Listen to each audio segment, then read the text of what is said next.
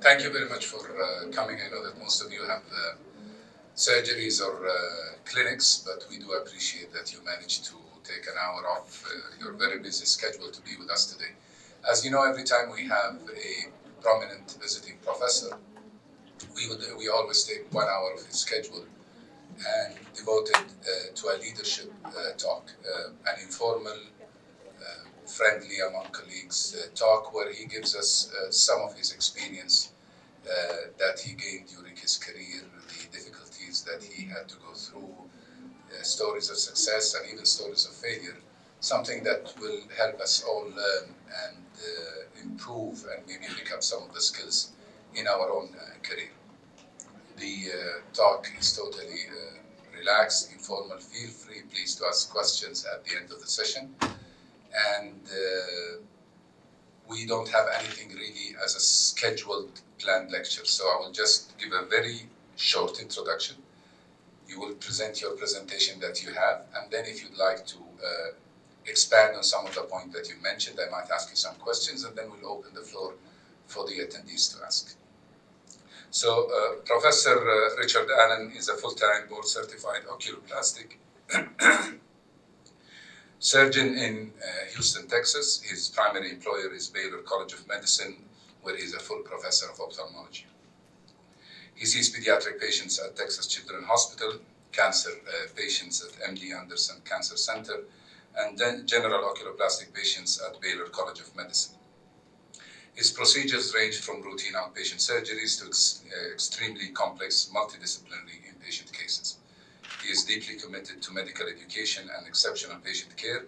To this end, he created Oculoplastic Surgery Video, or OSV, an archive of over 300 narrated videos that are available to all free of charge. Currently, there are more than 10,000 people that follow OSV online. I won't expand any further because your bio and your CV would take probably the whole day to mention. So, Professor Allen.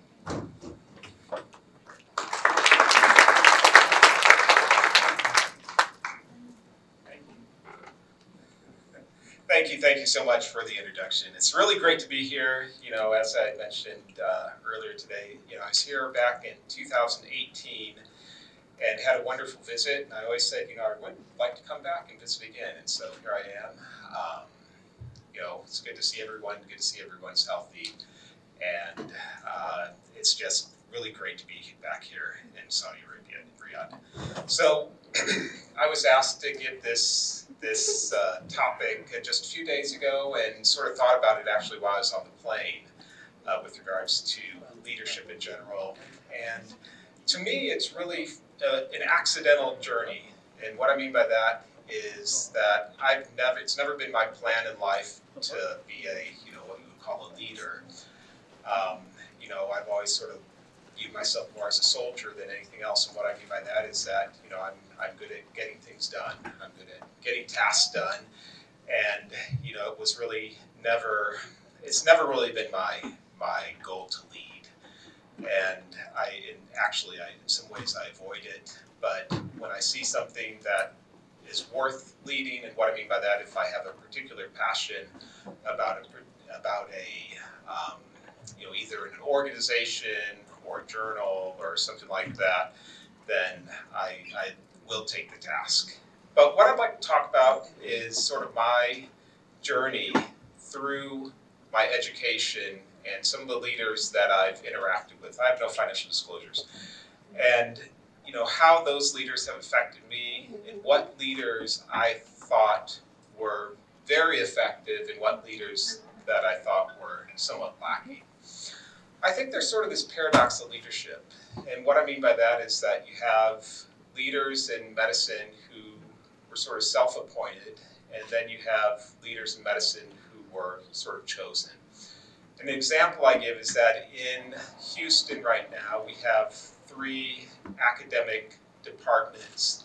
And in each of those academic departments, I would say that each of those leaders were self-appointed. So what I mean by that is that I mean that they had always wanted to be a chairman. This was their goal since medical school, was to be a chairman.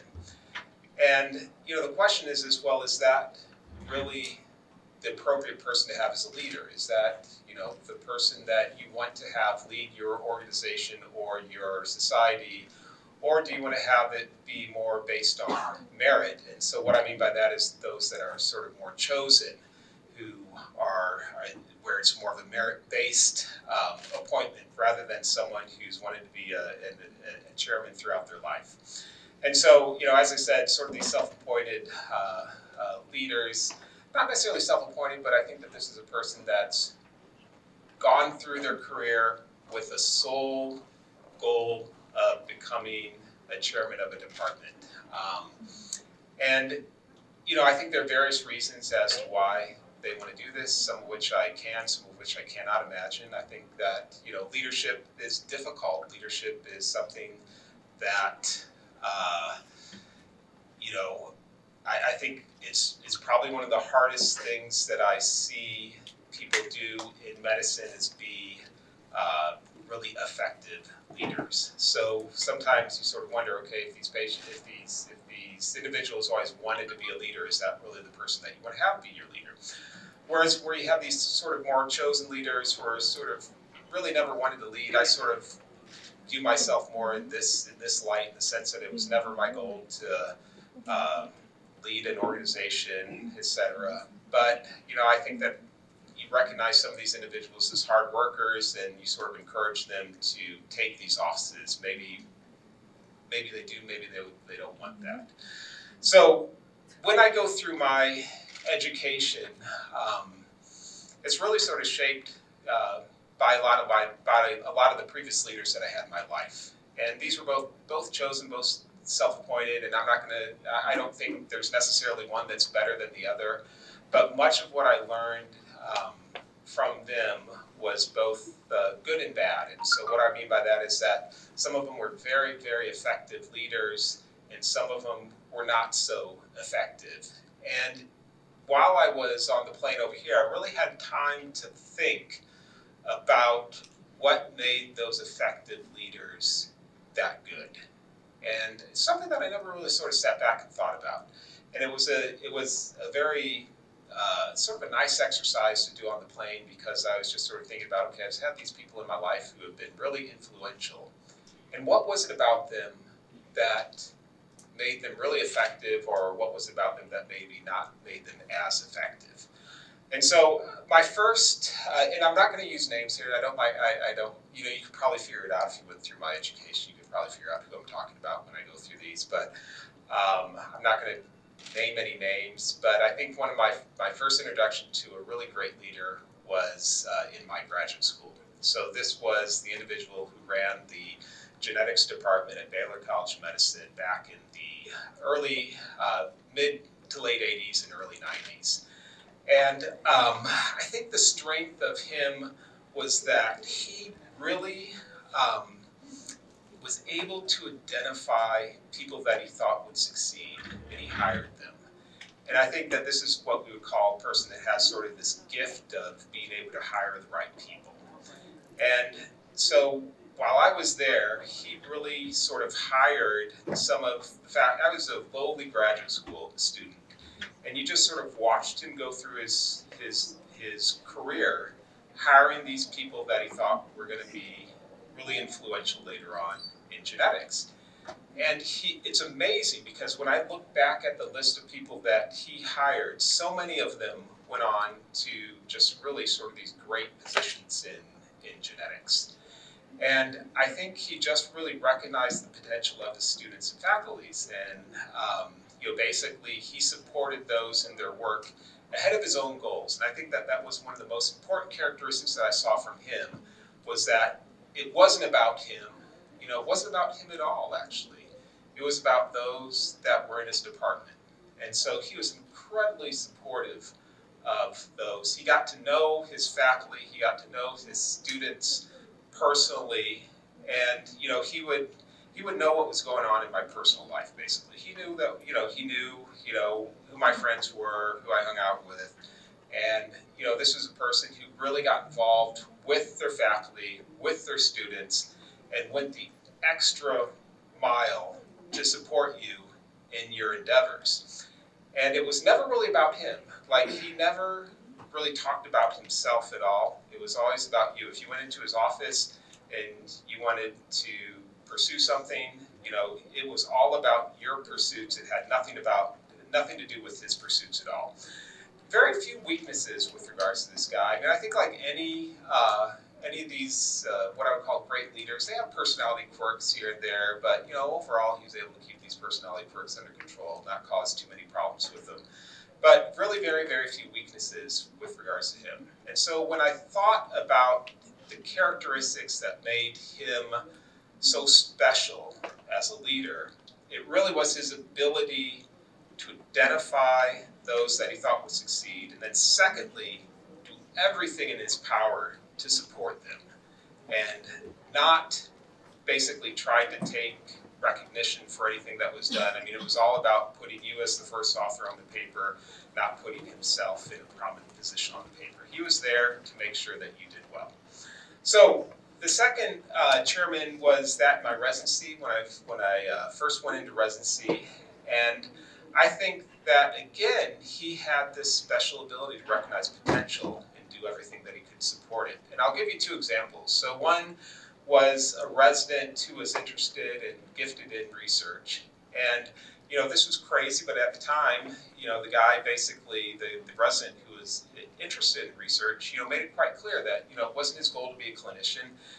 Obviously he needed to go through residency and learn how to take care of patients, but, his goal was that he wanted to run a lab, he wanted to get NIH funding, and he wanted to pursue this. And so, as crazy as it sounds, the chairman at the time said, okay, I'll give you protected research time during your residency, which is sort of unheard of. Really was unheard of at the time. This was before the time that I was in residency there. But, what did this result in? Well, this resulted in a guy who was incredibly productive and had numerous manuscripts in Nature as well as Science. And so really, a really gifted researcher with regards to ophthalmic genetics, and all of it had to do with the fact that the chairman at the time recognized his potential and was able to sort of break the rules with regards to what he would do to give him protected time in research. And at the time, people thought it was crazy. A lot of the other residents weren't happy about it because it sort of took this guy out of the call schedule. But, this is a guy that went on to do really, really good things. Another example was a resident who was there while I was in my fellowship who was interested in tech. Basically this is a very tech-savvy resident, and, this was, again, recognized by the chairman. And the chairman basically said, okay, I'll give you control of the departmental website, and you make it great. And this is really what resulted in the birth of what is called iRounds.org at Iowa. So this was the guy that basically started this website. Now it has millions of views. I mean, truly millions of views, and it's something that continues to be supported at the university there. But again, sort of a crazy thing. Here was a resident who was essentially given control of the departmental website. And again, pretty risky behavior with regards to the chairman. I mean, this potentially could have been a disaster, but I think that he recognized in this resident his ability to do something special, and took the risk in it and gave him the opportunity to do this. So with regards to the weaknesses of this chairman, he's an interesting guy. I mean, he almost felt that he could say almost anything without consequence. I mean, he almost felt that he was untouchable. Not really untouchable in the sense that, he couldn't be fired. This was, back in the days before, if you said something in the United States, you potentially could be canceled for the rest of your career. But truly, during grand rounds, it was often interesting because the guy would just say outlandish things. And I think it was a weakness. It sort of hurt his leadership in some ways because people, sort of lost a little respect for him when he would sort of say these inappropriate things. But, in the end, he was an incredible advocate for his faculty and his trainees. So again, I think that this, similar to the first chairman that I talked about, this again was a person who really took his leadership took the responsibility of his leadership to support his faculty and his residents and not to promote himself. And I think that, again, this is going to be a recurring theme with regards to what I think it makes a good leader. So I had my first job after residency, and I had a chairman who really enjoyed his power. It was about him, and it was sort of interesting because he was often disrespectful towards his faculty. Even during grand rounds, he would sometimes belittle the faculty during the grand rounds, and this created a lot of bad feelings within the department. And I thought that this was an individual that was very difficult to have as chairman, and I literally just lasted 2 years in this job, and part of it was due to the fact that I did not feel respected by the chairman. Again, this is an individual where it wasn't about his faculty, it wasn't about advocating for his faculty and students. It really was almost, I would almost call it a power trip, in the sense that he had a lot of power, and he exercised that power efficiently, but not in the best interests of his faculty, I would say. And so, not a great chairman to have at that time. And then I went to another job, and my chairman during this time was an interesting guy, but he had just these terrible personal issues in his life that would sort of spill over into running the department. And again, I think that this is just sort of a lesson to learn, with regards to potential leaders, is that, first and foremost, you have to have things sort of settled in your personal life before you can become effective as a leader. But even though I say that about this guy, he really was the individual who took a chance on me, that led me to pursue oculoplastics. And what do I mean by that? Well, I spent 4 years as a general ophthalmologist before I went back and did my fellowship in oculoplastic surgery. And it was during the second job where I thought that I was interested in oculoplastics, and he really gave me the freedom to do whatever I wanted to clinically. And what I mean by that is that I was working in a relatively underserved area of the country, not many oculoplastic surgeons around, and rather than restricting my ability to practice, he sort of gave me the freedom to practice oculoplastic surgery even without formal training. And that may not have been the best idea, maybe not have been the best thing for the patients. I think that, I tried to exercise judgment as well as I could to make sure that I wasn't placing patients in any unsafe situations. But it did allow me to perform surgeries that maybe I would have been restricted to do elsewise. So even though he had some of these weaknesses, I think that, it really was, without him, I wouldn't be where I am today. So it's sort of interesting, even though I say that this guy wasn't an effective leader with regards to personal life, I recognize that without him, I wouldn't be here today. So my chairman during my fellowship, I always say that this is the best chairman I've ever had.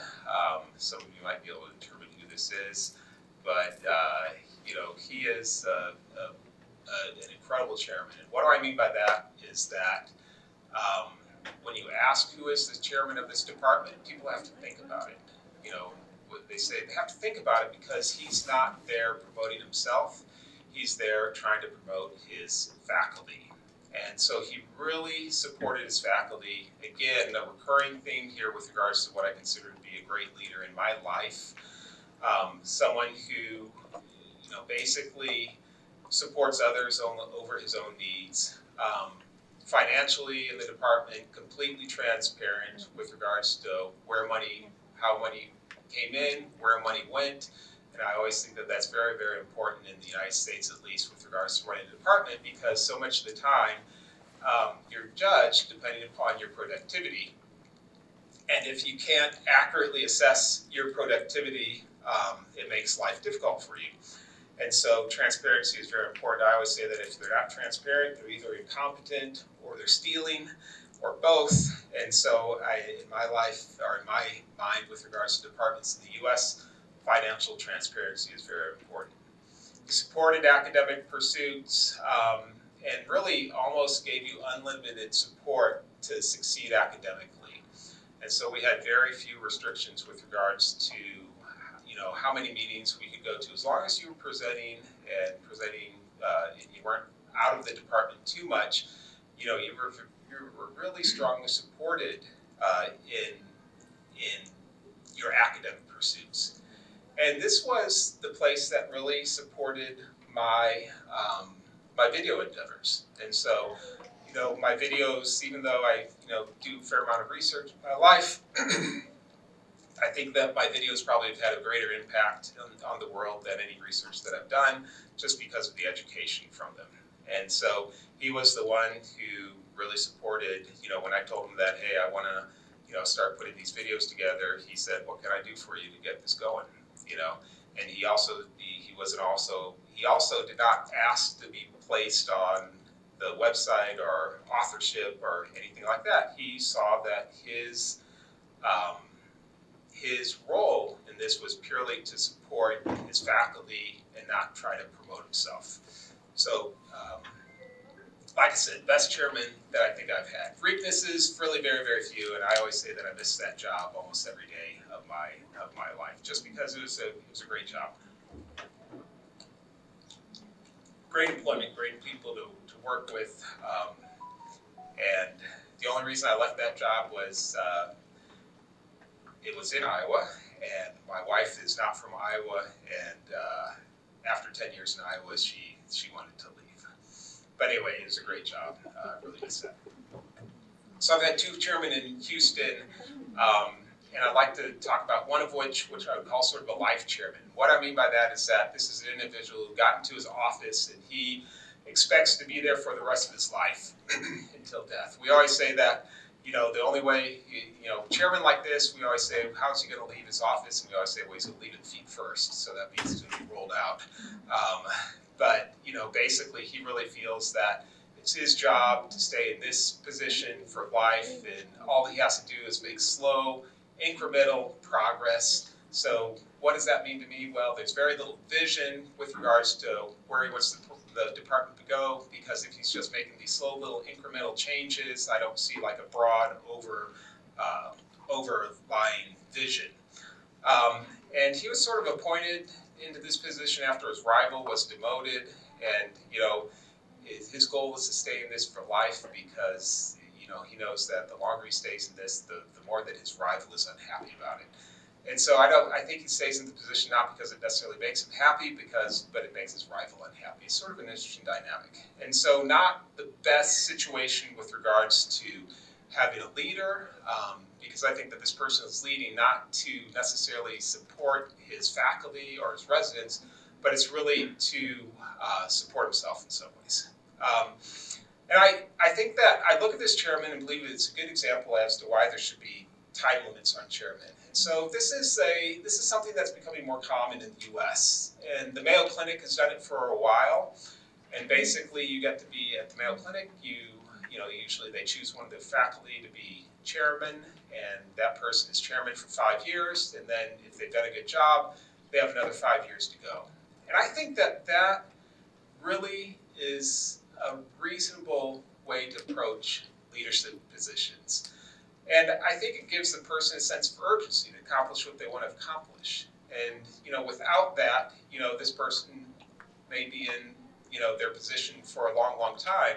But if you give them a time limit, I think it gives them some sense of urgency to get something done. And so I think it's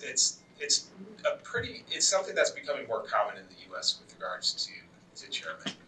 I've had another chairman in Houston who, basically doesn't take responsibility for the big problems in the department. And I think that this is an issue. And so whenever you have a problem, the chairman sort of says, well, that's the administrator's responsibility, not my responsibility. And there's very little transparency with regards to the financial running of the department. Some narcissistic tendencies, and what I mean by that is that this individual, it's really more about them than it is about their faculty. Likes to take a lot of center stage on things, and to me, that is not a great leader for a department, especially when you have multiple faculty members that need to be supported. And again, this was a person where, he made it quite clear that early on in his career, this was his goal in life, was to become a chairman. All right. So in the end, I think that in my experience over the last 20 years, which is what it's, well, 22 years, which is almost 25 years, which is what it's been. What I've really noticed in my effective leaders is that they place the needs of their faculties and students ahead of their own. These are usually not self-appointed leaders, and what I mean by that, these are usually not leaders that, had this goal to be a chairman from their first day in residency. These were chairmen who sort of got there by merit. Basically, I think that's been one of the really, really interesting parts with regards to looking back at this leadership experience in my life. So how is this related to my journey in leadership? Well, right now, I'll be president of ASOPers in 2023. Again, this wasn't necessarily anything that I pursued in life, but it's something that I have a passion about. And so that's really where I look forward to that position, is just really having a passion for the organization, knowing that the organization does good, knowing that I have a lot of individuals in that organization that are going to depend upon effective leadership in order to get them through their practices. Currently also I'm orbital of our editor-in-chief of the journal Orbit, which I just took over about 3 months ago. And again, this has been an interesting experience. What this has done is really knocked down my research productivity right now, because I'm busy trying to make sure that others' research is up to the task of being published. And so it's been a little bit of a sacrifice with regards to my doing research in order to make sure that others can get their research published. And then I have a number of AAO responsibilities. Like I said, I've always sort of viewed myself as a good soldier. So what I mean by that is not a soldier in the military aspect, never been in the military, but more of a person who has been there as a hard worker, does well with tasks, and usually, I'm going to sacrifice myself for the mission, meaning that I'm going to work hard in order to make sure that the mission succeeds. And I'm hoping that those are characteristics that are going to help me in my upcoming and current leadership positions. But again, it remains to be seen. I'm hoping that in a few years, I was not standing up here talking about how my leadership did not help them. But to me, these leadership positions have really happened by accident, and they're not necessarily ones that I ever wanted. But when they came up, I really did not want to reject them, because I thought that I would have hopefully some use in getting these taken care of and providing effective leadership. So what are my goals in these positions? Again, support those that are working with me. Remember that my needs are secondary to the others. And most importantly, remember that this is not all about me. And, this is about, when you're a leader, it's no longer about you. It's about those under you in order to support them to make sure that they succeed. And I think it's sort of interesting, because when I think about it also, I think some of the best leaders in academic medicine are those that are not well known. And so what does that mean? Well, that means that they're supporting their faculty, they're not promoting themselves. And that's really your job as an effective leader, is to make sure that those under you are the ones that are being advocated for, not advocating for yourself or trying to make yourself better known. Anyway, thank you very much. Hope that was somewhat enlightening in my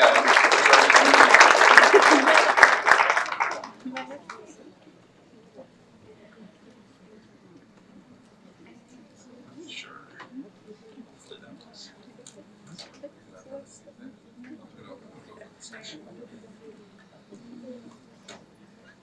Thank you so much. That was very educational and enlightening. Any questions from the audience? No questions? So as usual, I have to start first until I get you guys excited a bit. I have a question that we always ask our leaders, and I repeat it to all of them. Do you think leaders are born or they're naturally gifted? They're naturally gifted as leaders, or they're made leaders? Can you train someone to be a leader? I think they're made. I really do. I think these are skills that have to be nurtured and learned. And I think that in general, I think that leaders are made, not born. I think there's some leaders that think they were born to be leaders, but I think that, in general, I think that, no, the leaders are made, not born. So can you take anyone and make him a leader by training? I don't think you take anyone. I think there has to be some. So I think there does have to be, like anything in life, you have to have some innate skill. Okay. But I think it's not a rare skill. Okay? So I don't think it's a skill that, only 0.1% of the population has. I think that it's a skill that's probably relatively common, but there are people that probably don't have that skill or have the personality for it, and therefore would be ineffective leaders. It would be very difficult to make them leaders. Okay, I noticed that throughout the whole presentation, you focused on one leadership quality, which is empowering others, and that the role of a leader is basically paving the way for others to be successful. Is this, if I ask you what's your most important principle in leadership, is this it, or do you have another one? No, I would say that is it. I think that that's your job as a leader. Your job as a leader is to promote those that you are leading. And it's not to promote yourself, it's to promote those that are under you. And how if someone tells you my job as a leader is, by the way, I ask these questions just to have the discussion. If someone tells you my job as a leader is to lead, yes, I will help people around me, but I have a vision and I will lead people. Right. And there's I think you have to have a team. And so if you start talking about a single leader without the understanding that this is a team sport, you're gonna lose. And so I think that that's an example. So when you say, my job is to lead, that doesn't mean having it be about yourself. That really, as a leader, I think that it's really about supporting your team. It's a team sport. What I mean by that is that you need everybody under you to be working towards potentially your vision, but you can have the vision, but you're not going to be able to get there by yourself. The only way you're going to get there effectively is through teamwork, and by promoting those under you that would be working towards that vision. When we look around globally to great leaders in all aspects of business and life, you rarely find them promoting others. Most of them are promoting themselves. Elon Musk, Jeff Bezos, all the top successful people, it's all about them. Well, I think those are the only ones you know about. I think there are probably some very effective leaders that you don't know about that are maybe more effective. But they're taking as the examples of the best and most successful leaders. People listen to what they say, to their principles of leadership. Yeah. So is it really themselves or others? Right. Again, I don't think they could have gotten there without effectively working as a team or promoting those under them. Okay, because I just don't think that they could get to that position on their own. I think that the only way they get to that position is by having skilled people working with them and not working alone.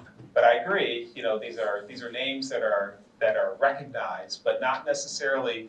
But I think that they're probably those are very small. That's a very small number of individuals. And when you think about the number of leaders in the world, there's going to be many, many more that are unknown, that are effective towards their organization, be that business, be that academics, et cetera, that aren't known but have a great organization. Great. Maybe some of you know that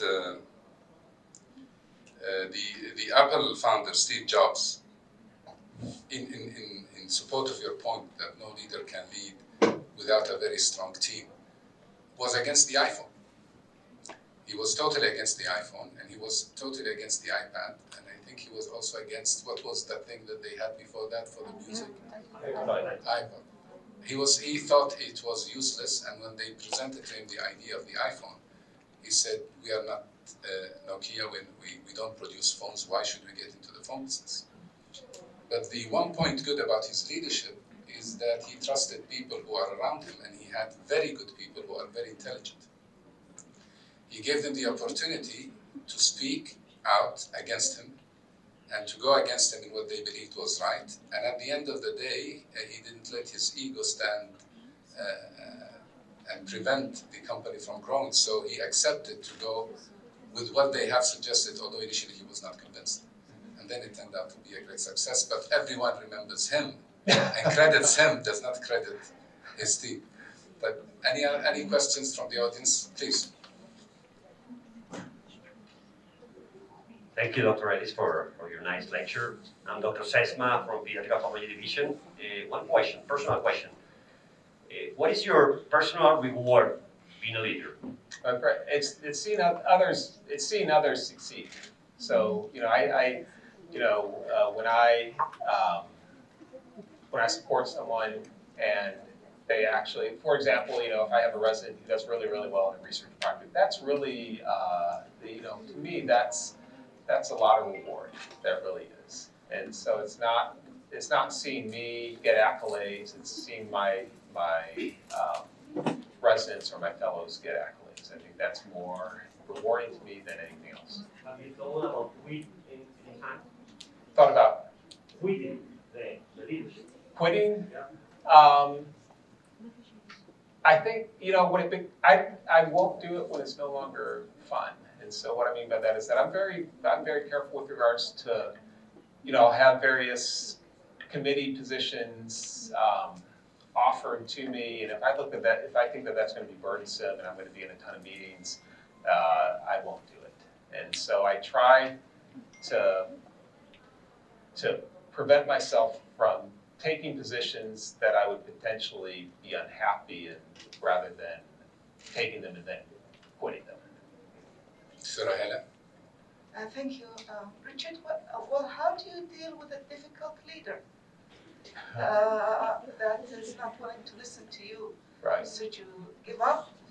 I often do, And what I mean by that is that, as you saw in some of those positions, I was only there for a couple of years before I said, okay, this is a person that I can't work with, and they're not going anywhere anytime soon. And so, unfortunately, I often will. I think it's sometimes hard to change. And usually they're difficult leaders because they don't listen. I think that that's one of the most important things, is be able to listen to those that you're working with. And, in order to try to change that leader is going to have to listen to others, and often those difficult leaders aren't. And so, unfortunately, I often do give up. I don't know if there's a better way to deal with that or not. I think really leaders should listen to everybody, Right. Especially when you've been in a place for a long time. That strength of a leader would listen to everybody, and I think the weakness of a leader is to listen to some people, not everyone. Right. No, I agree. I think that that's probably something that I didn't touch on. Is even though I was saying that the leaders should be advocating for those that they're leading. I think as you mentioned with Steve Jobs, listening to those is almost as important, if not more important. Any other questions?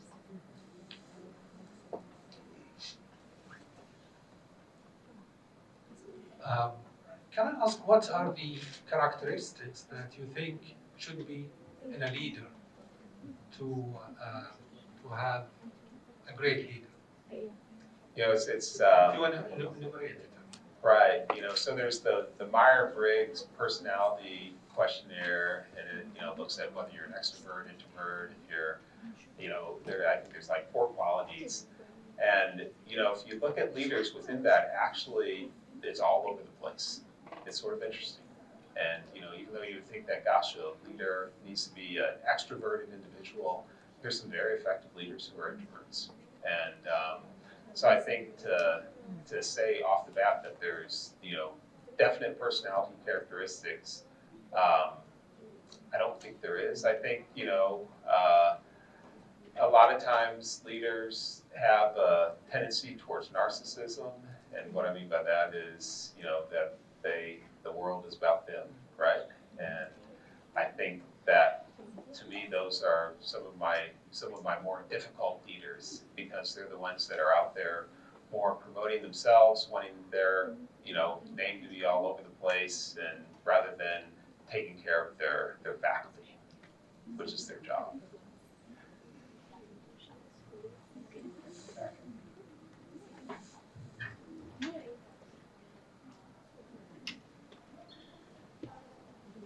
Just want to ask you a personal question. Are you a type A personality, or do you have to be a type A personality to be a good leader? I think attention to detail is important. So, I think, gosh, I don't know. That's a great question. I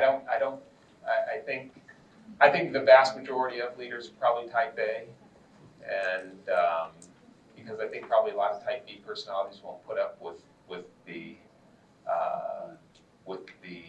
difficulties of the journey, and so I don't know. Yeah, that's a good question. Yes. Any other questions?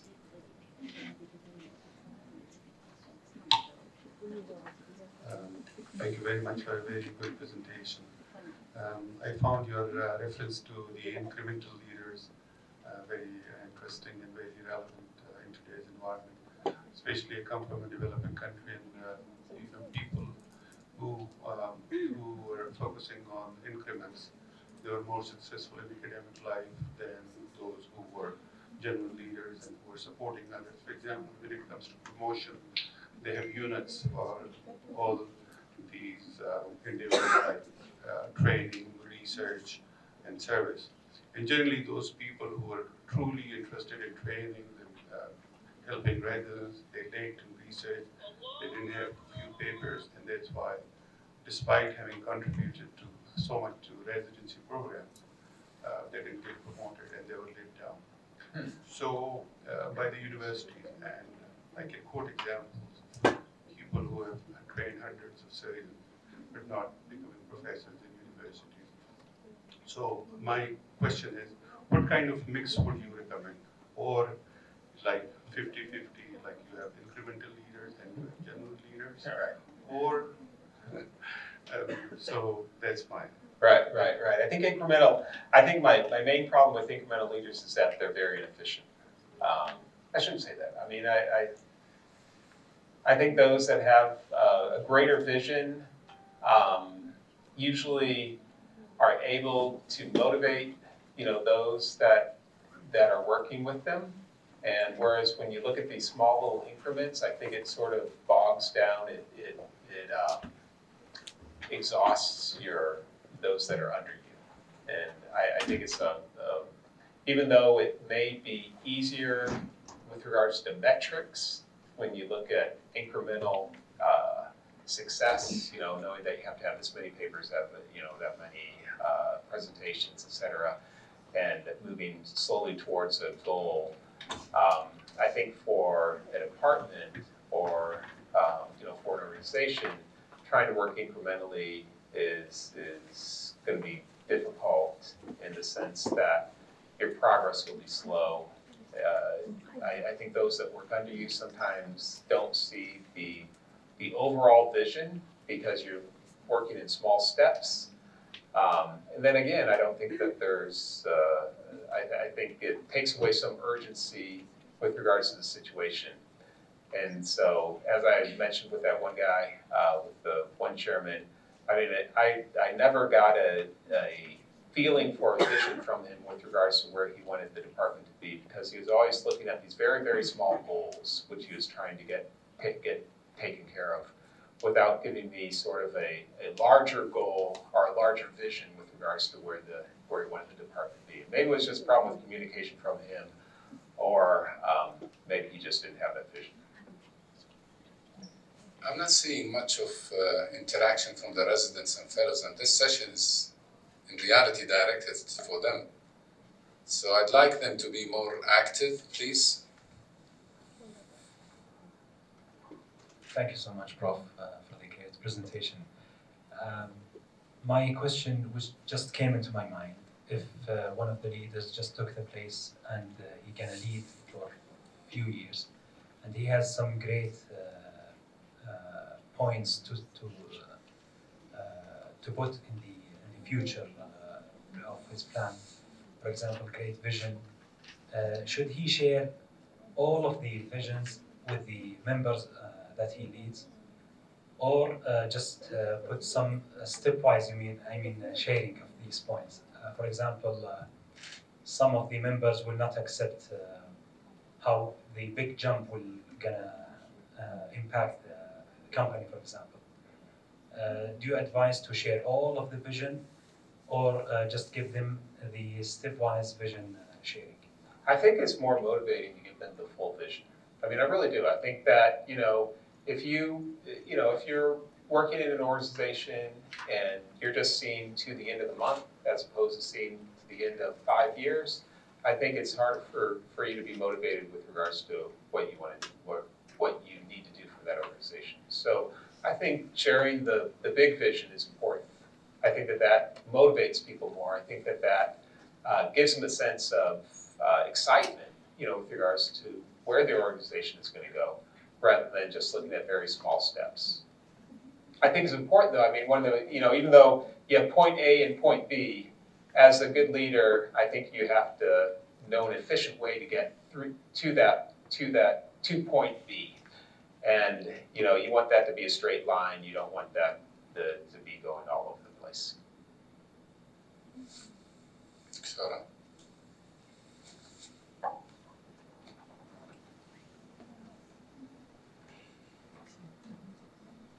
عندنا ميكروفون ثاني. Thank you, Dr. Richard Allen. This is Dr. Ilham Hahtani again, Plastic Fellow.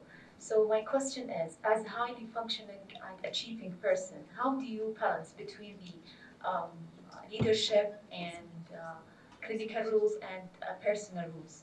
Any tips or recommendation? So I'm sorry, I didn't understand that.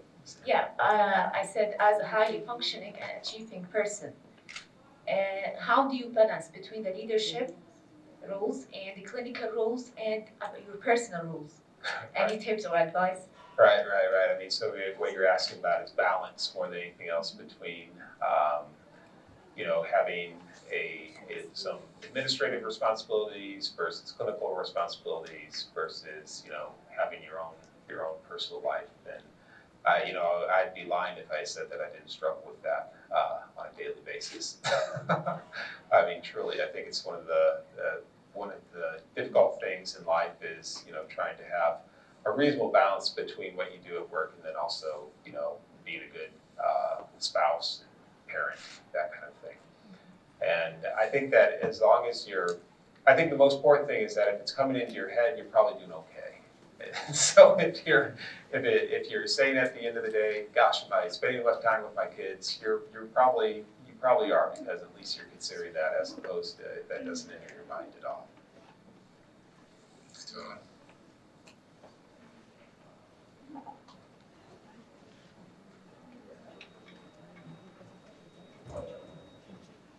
So this is Tabir Kahtani again, R3.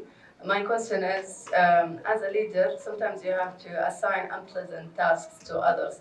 How would you motivate them or put incentives? Do you have any advice or tips for that? Right. No, it's.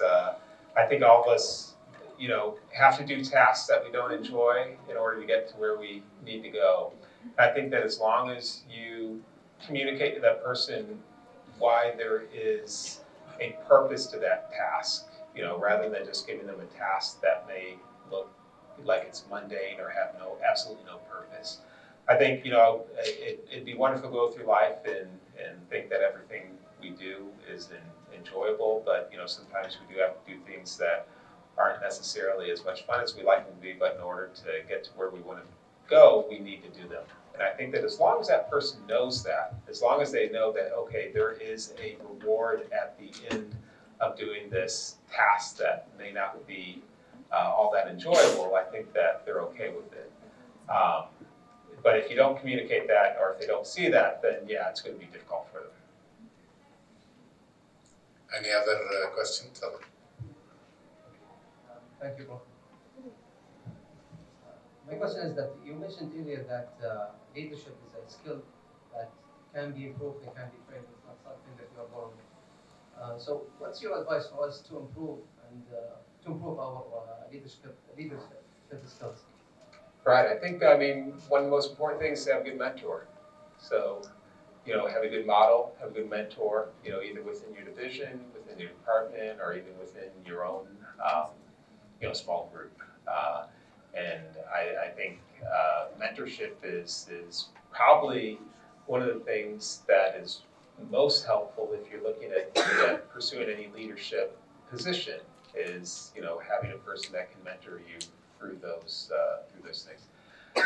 Leadership courses are really popular in the U.S. Every university will put their faculty that are interested into leadership courses, and then that comes back to learning skills of leadership, and the fact that really this is something that is made, not necessarily born, but again, I think you do need some innate skills in order to be an effective leader.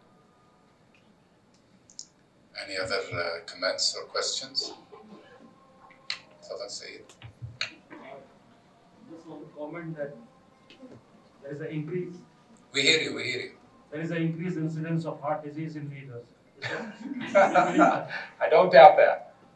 Actually, there's a published article in PubMed which does say that there is an increased rate of coronary artery disease because they had much more stress. I think. Yeah, that doesn't surprise me. Any other questions or comments?